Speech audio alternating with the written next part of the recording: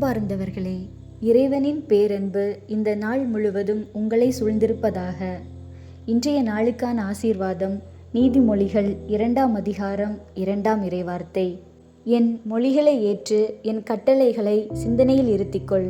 இந்த உலகத்தில் நாம் தினமும் எத்தனையோ அறிவுரைகளையும் செய்திகளையும் ஆலோசனைகளையும் கேட்கிறோம்.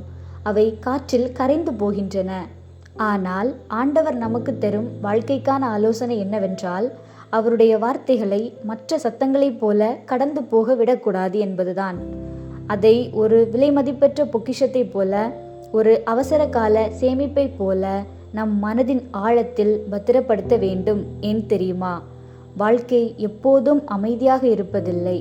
புயல் வீசும் போதும், குழப்பங்கள் சூழ்ந்து என்ன முடிவெடுப்பது என்று தெரியாமல் திகைக்கும் போதும், உங்கள் சிந்தனையில் நீங்கள் ஏற்கனவே சேமித்து வைத்திருக்கும் அந்த இறை வார்த்தை மட்டுமே கலங்கரை விளக்கமாக ஒளி வீசி உங்களுக்கு வழிகாட்டும். அதுவே உங்களுக்கு கவசமாக மாறும். எனவே இன்று முதல் இறைவனின் வார்த்தைகளை இதயத்தால் கேட்கத் தொடங்குங்கள்.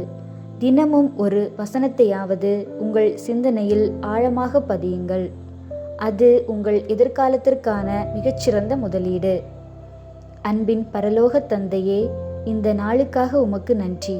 இந்த உலக வாழ்க்கையில் நாங்கள் உம்முடைய மெல்லிய குரலை கேட்கவும், அதை எங்கள் இதயத்தில் ஒரு பொக்கிஷமாக பத்திரப்படுத்தவும் எங்களுக்கு ஞானத்தை தாரும்.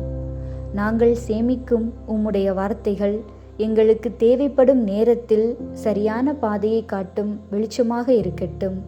எங்கள் சிந்தனைகளை உமது வார்த்தைகளால் நிரப்பும். இயேசுவின் நாமத்தில் வேண்டுகிறோம். ஆமேன்.